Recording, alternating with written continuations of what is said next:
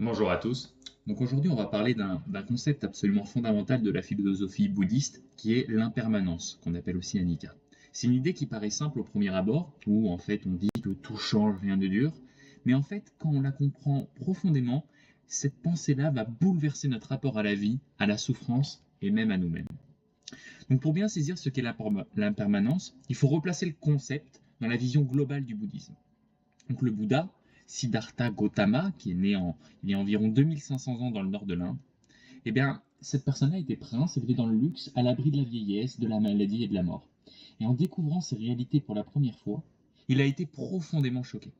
Il a compris que la vie, même dans le confort, était inévitablement marquée par la souffrance, ce qu'on appelle le dukkha.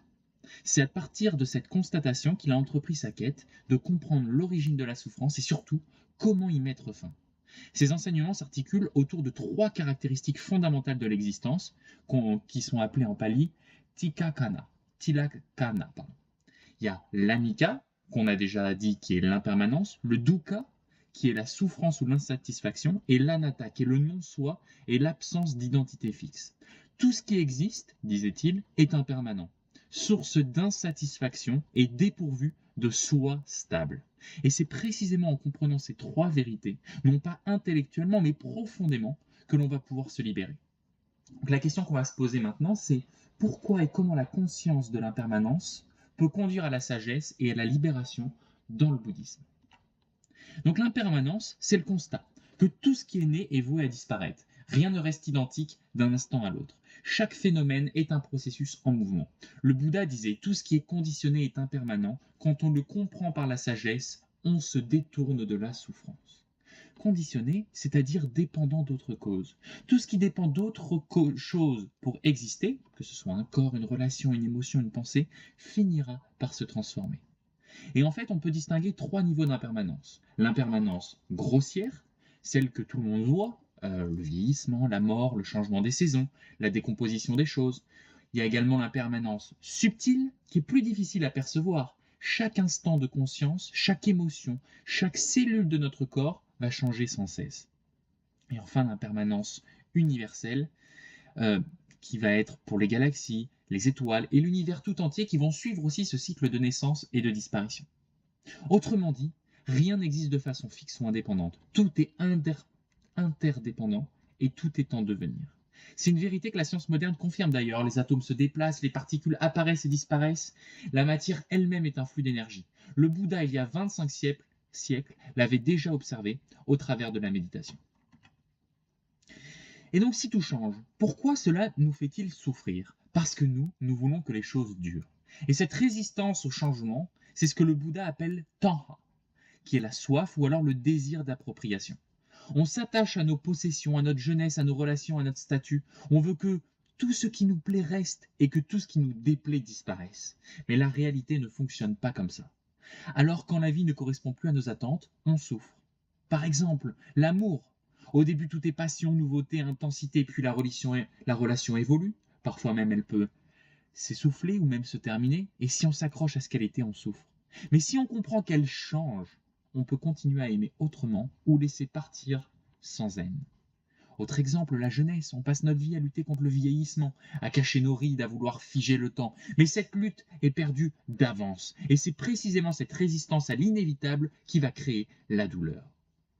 L'impermanence n'est donc pas la cause directe de la souffrance, c'est notre refus de l'accepter qui en est la cause. Et c'est en comprenant cette loi universelle qu'on va pouvoir enfin commencer à se libérer. Dans le bouddhiste, comprendre l'impermanence, ce n'est pas seulement une idée philosophique, c'est une clé spirituelle qui mène à la liberté intérieure. D'abord, il y a un lien avec le non-soi qui est l'anatta. Si tout change, alors même le moi, que nous croyons permanent, n'existe pas en tant qu'entité fixe. Nos pensées, nos souvenirs, nos goûts, nos humeurs changent sans cesse. Alors, qu'est-ce que ce moi qu'on essaye tant de protéger? Le Bouddha enseignait que le soi est une illusion de continuité. Comme la flamme d'une bougie, il semble stable, mais en réalité, il se renouvelle à chaque instant. Accepter cela, c'est cesser de s'accrocher à une identité rigide. Et c'est aussi le début de la vraie liberté. La pratique méditative, donc la méditation bouddhiste, en particulier la vipassana ou alors la méditation d'observation a pour but d'expérimenter directement cette impermanence. Dans cette pratique, on observe des sensations, ses pensées, ses émotions. On les voit apparaître, changer, disparaître et on réalise que tout ce qui monte redescend, qu'aucune douleur, aucune peur, aucun plaisir ne dure éternellement. Petit à petit, on apprend à ne plus s'identifier à ce qui se passe. On devient simplement le témoin du changement, au lieu d'en être la victime. Enfin, l'éveil, qu'on appelle aussi le nirvana, et bien dans cette perspective, ce n'est pas un paradis extérieur. C'est simplement un état d'esprit qui est libéré de l'attachement. C'est la compréhension totale et apaisée de l'impermanence.